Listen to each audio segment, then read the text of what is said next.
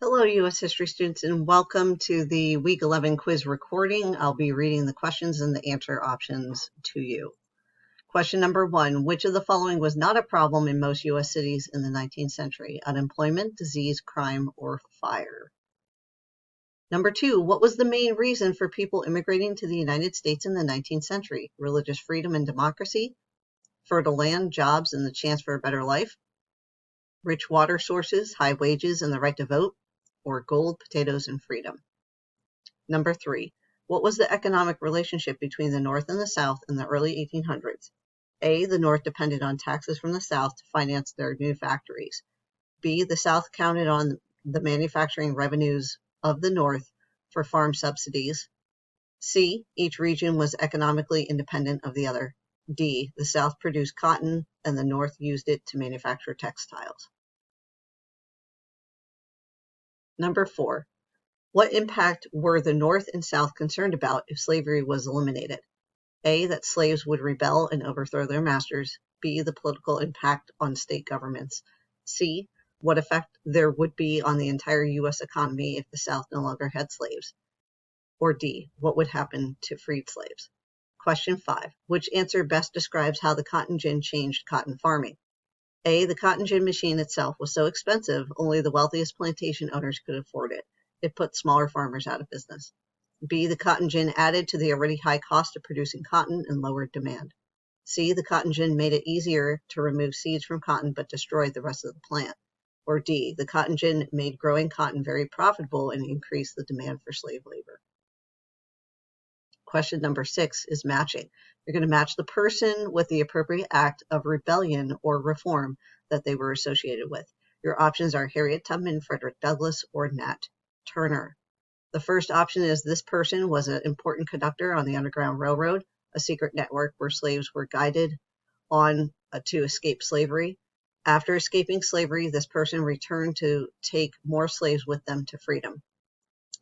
The next one is this person was an educated slave who could read and write and escaped to the North and wrote about slavery in autobiography exposing the true horrors of slavery. This person also became a famous abolitionist speaker.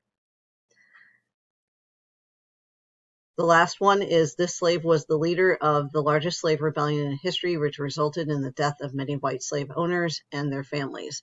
Southern society responded to the revolt with strict slave codes that severely restricted slave behavior.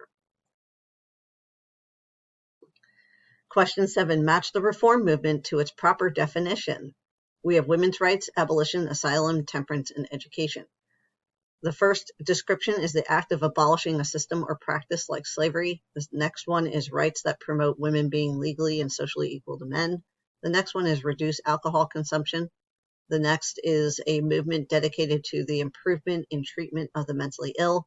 And the last one is a movement focused on expanding access to and improving the quality of schooling for American children. Number 8. What of the following was not a result of the Seneca Falls Convention?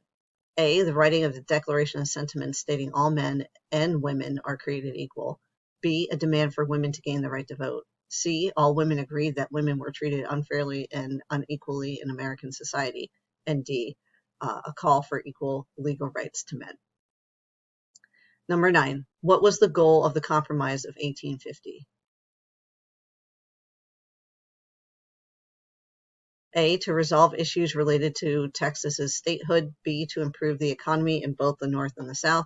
C. To preserve the Union by resolving several pro- and anti-slavery issues. D. To start the process of eliminating slavery.